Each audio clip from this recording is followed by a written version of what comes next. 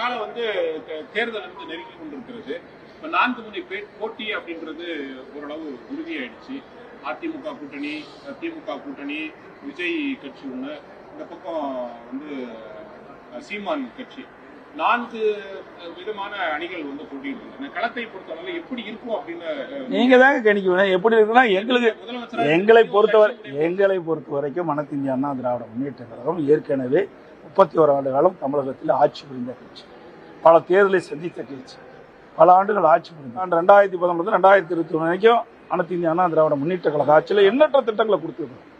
மத்திய அரசு பல திட்டங்களை பெற்று அங்க நிறைவேற்றிக்கிறோம். அதே மாநில அரசும் நிறைய திட்டங்களை கொடுத்துருக்கணும்.